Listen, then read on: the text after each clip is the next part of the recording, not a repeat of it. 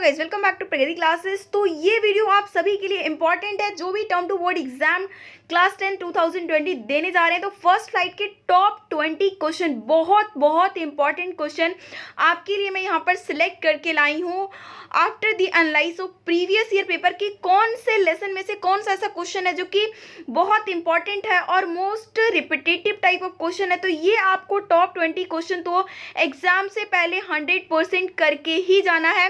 अगर आपने ऑलरेडी पढ़ा हुआ है फिर भी एक नज़र आप देख लीजिए कि आपको सारे क्वेश्चंस के आंसर आते हैं कि नहीं आते हैं। तो स्टार्ट कर लेंगे क्वेश्चन नंबर 1 से। बहुत ही स्पीड तरीके से हम इस वीडियो में करेंगे क्योंकि स्लो करने का टाइम है नहीं हमारे पास। So first question, how was the village baker very important for special occasion in the village. ठीक है ना, ग्लिम्पसेस ऑफ इंडिया का क्वेश्चन है जिसके अंदर हमें क्वेश्चन पूछा हुआ है कि उस गांव में जो बेसिकली गोवा की स्टोरी है ये, तो विलेज वेकर क्यों इतने इंपॉर्टेंट हुआ करते थे स्पेशल ओकेजन पे। So answer is the village baker was especially important for festive occasion. The villagers were much fond of the sweet bread known as bol. Marriage gifts were meaningless without these sweet bread. Sandwiches, cakes and bolinhas were a must for Christmas as well as other festivals. These were made with the bread. तो इन्होंने कहा कि village baker जो है specially बहुत important थे सारे के सारे फेस्टिव ओकेजन पे। जितने भी गांव के लोग थे बहुत ही स्वीट ब्रेड के फॉन्ड हुआ करते थे और स्वीट ब्रेड का नाम क्या बोला जाता था, बोल। मैरिज गिफ्ट मीनिंगलेस माना जाता था जब तक कि आप ये स्वीट ब्रेड नहीं दोगे। सैंडविच हो गया, केक हो गया, बोलिनहास हो गया, ये सारे के सारे क्रिसमस हो चाहे कोई भी फेस्टिवल हो सब पे बहुत ही ज़रूरी चाहिए होता था। जिस वजह और ये सारी की सारी चीज़ें किससे बनी होती थी, ब्रेड से बनी होती थी, जिस वजह से विलेज बेकर बहुत ही इंपॉर्टेंट रोल प्ले करते थे। नेक्स्ट क्वेश्चन है, what did the baker wear in the Portuguese days and when the author was young. Most repetitive question कि बेकर उस टाइम पे क्या पहना करता था जब पोर्तुगीज डेज में और जबकि ऑथर यंग हो गया। तो शुरू में वो पहनना करते थे एक ड्रेस जिसका नाम था kabai. Kabai was a particular dress, a single piece frock reaching down the knees which the bakers used to wear in the old days, but later it was replaced by the shirts and trousers which were longer than the shorts and shorter than the full length। ठीक है ना, बाद में वो replace हो गया shirt और trouser से। और ट्राउजर कैसा हुआ करता था, शॉर्ट से तो लंबा होता था लेकिन फुल लेंथ से छोटा हुआ करता था। नेक्स्ट क्वेश्चन है, why are the people of Coorg known as descendants of Arab. ये भी आपका काफी इंपॉर्टेंट क्वेश्चन है कि कुर्ग के जो लोग हैं उनको अरब के डिसेंडेंट वंसेस क्यों माना जाता है। The theory of the people of the Coorg as the descendant of the Arab draw supports from the long black coat with the embroidered waist belt worn by the Kodavus known as kuppia. क्योंकि मतलब कि एक ऐसी dress है जिसमें long black coat embroidered waist belt के साथ पहनते हैं कोडाबूत, जिसको कुपिया के नाम से जाना जाता है। और ये सेम वही कुफिया है which was worn by the Arabs and the Kurds. ठीक है ना, तो जिस वजह से ही हम कुर्द के लोगों को डिसेंडेंट्स मानते हैं अरब के। नेक्स्ट क्वेश्चन है, where and how can we have panoramic view of the misty landscape of Coorg from. तो कुर्ग से अगर आपको पूरा पैनोरामिक व्यू देखना है तो आप कहाँ और कैसे देख सकते हो। So answer is the tourist are advised not to miss a climb to Brahmagiri hills. Tourist को ये स्पेशली बोला जाता है कि ब्रह्मगिरी की पहाड़ियों की चढ़ाई कभी भी मिस मत करना। The climb to Brahmagiri hills gives you a panoramic view of the entire misty landscape of the Coorg, क्योंकि यही वो हिल्स है जहाँ से पूरा पैनोरामिक व्यू आप देख सकते हो entire misty landscape of Coorg का। Then you can walk across the rope bridge. उसके बाद आप जो है रोप ब्रिज के थ्रू वॉक कर सकते हो। It will lead you to 64 acre island of Nisarga धामा, जो कि आपको 64 एकड़ आइलैंड निसर्ग धामा में लेकर जाएगा। तो ये बहुत ही इंपॉर्टेंट क्वेश्चन है। ग्लिम्पसेस ऑफ इंडिया में आपको पता है ग्लिम्पसेस ऑफ इंडिया में 3 स्टोरी, गोवा की स्टोरी, कुर्ग की स्टोरी और उसके बाद फिर ये असम की स्टोरी। ठीक है ना। तो next question, why did Pranjol father say that Rajvir had done his homework before visiting Assam. Pranjal के पापा ये क्यों कहते हैं कि राजवीर ने असम जाने से पहले ही अपना होमवर्क कंप्लीट कर लिया है। Rajveer was very excited about visiting the tea garden. Basically Rajveer और प्रांजल दोनों फ्रेंड हैं, जिसमें कि प्रांजल तो वहीं का है असम का, लेकिन वो राजवीर को घुमाने के लिए लेकर आता है। तो वहाँ पर घूमने से पहले राजवीर काफ़ी ज़्यादा स्टडी कर लेता है। इसी वजह से प्रांजल के फादर ये कहते हैं कि राजवीर ने ऑलरेडी बहुत सारा होमवर्क कंप्लीट कर लिया है असम को विजिट करने से पहले। बट ही रिप्लाइड, लेकिन उस पर वो ये रिप्लाइड करता है, he wanted to learn much more while he was there, कि मैं अब इससे भी ज़्यादा जानना चाहता हूँ इसके बारे में क्योंकि अब मैं यहाँ हूँ। नेक्स्ट क्वेश्चन है, describe the Chinese legend regarding the discovery of T. अब ये जो गाइस दोनों ना चाइनीज लेजेंड इंडियन लेजेंड आता तो दोनों में से कोई एक ही है, लेकिन बहुत बारी ये क्वेश्चन देखने को मिलता है। मतलब मोस्ट ऑफ द टाइम इनमें से या तो डिस्कवरी ऑफ टी की चाइनीज आ जाती है, कभी इंडियन आ जाती है। तो इसलिए दोनों स्टोरी आपको अच्छे से लर्न होनी चाहिए।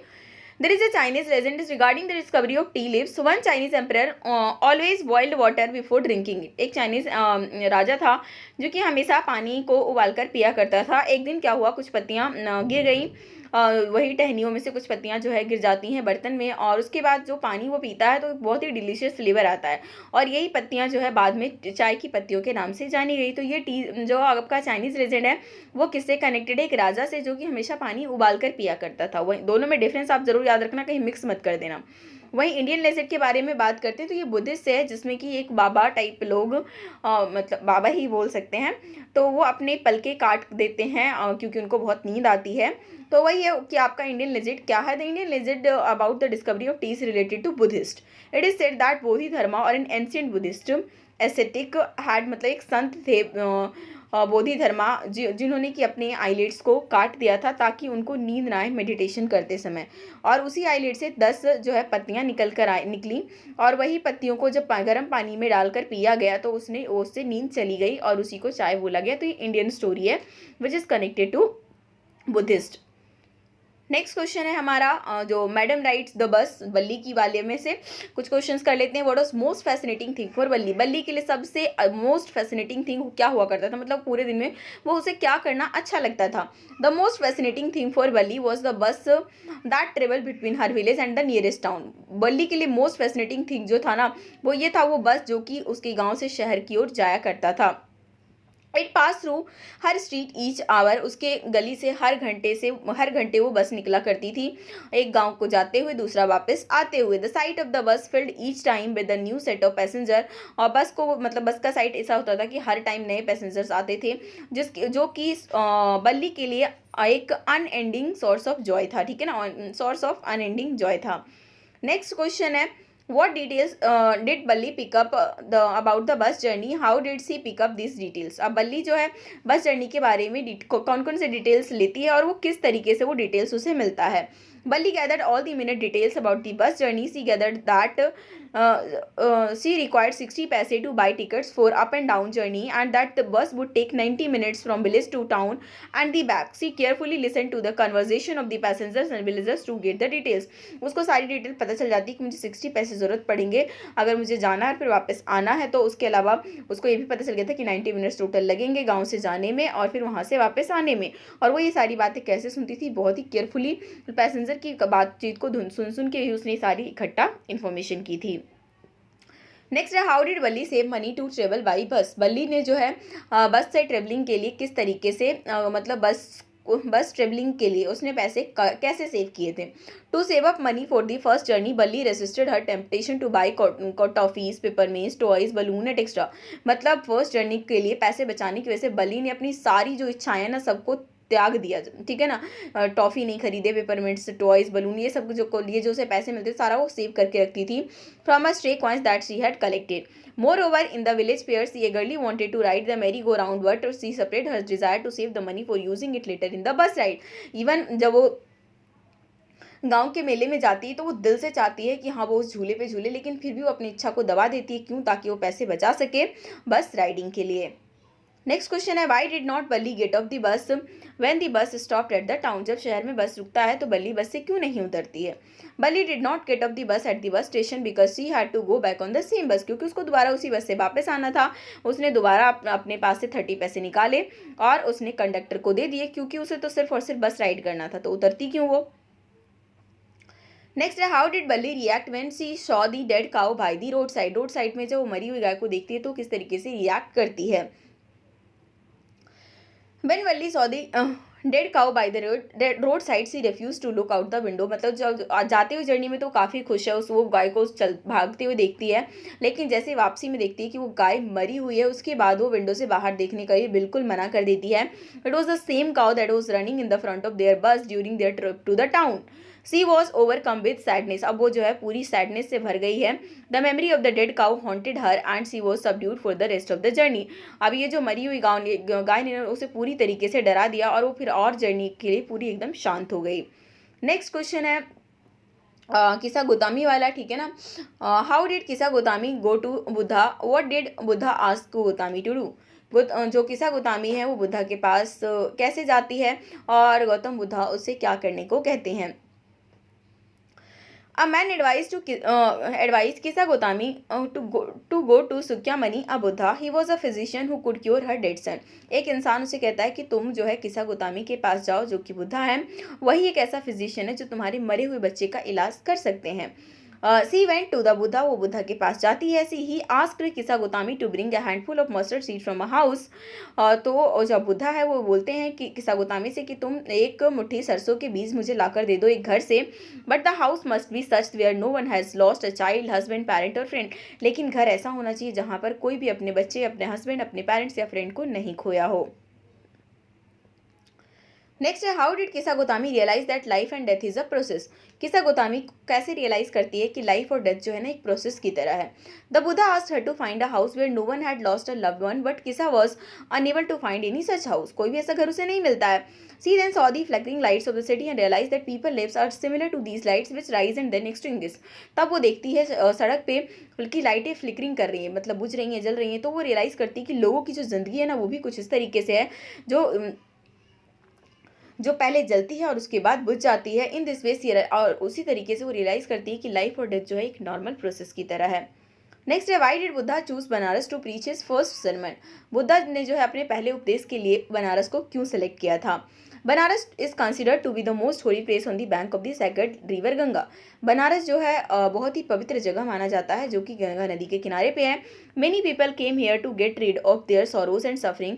लोग यहाँ पर आते हैं अपने दुख और दर्द को मिटाने के लिए और अपने पापों को धोने के लिए. As the Buddha wanted to lessen their sorrow, क्योंकि अब बुद्धा जो है उनके दुख दर्द को कम करना चाहते हैं, इस वजह से उन्होंने पहले उपदेश के लिए बनारस को चुना था. नेक्स्ट क्वेश्चन है प्रपोजल में से, ठीक है ना, आपके यही 4 चैप्टर हैं जो कि सेकंड टर्म में आ रहे हैं. सो क्वेश्चन है हमारा, how does Chubukov react when Lomov says that he has come to ask for the hand of his daughter. Chubukov किस तरीके से रिएक्ट करता है जब लोमोव ये बोलता है कि वो उसकी बेटी का हाथ मांगने आया है.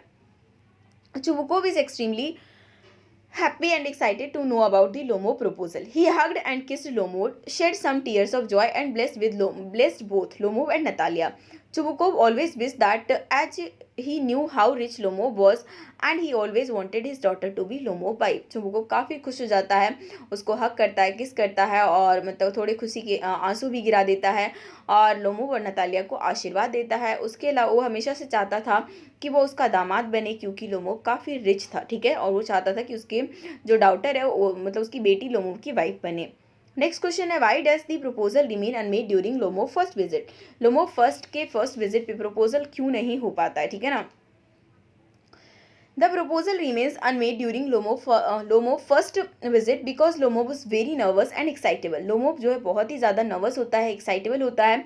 He beat about the bus, वो डिंगे हाँकना शुरू कर देता है. लेकिन जब नतालिया आती है, लोमो उससे लड़ना शुरू कर देता है एक पीस ऑफ लैंड के ऊपर, एक छोटी सी ज़मीन के टुकड़े के ऊपर. He gets very excited and leaves, और अब वो बहुत ज़्यादा एक्साइटेड होकर जो है रूम को छोड़कर चला जाता है, cursing and threatening the old man and his daughter Natalia, ठीक है ना, जो कि मतलब कि फिर वही कर्सिंग एंड मतलब थोड़ा सा वो भी बोल बाल के वो भी जो है नतालिया और उसके फादर को बोल बाल के वो चला जाता है. What is the cause of the second quarrel between Natalia and Lomov.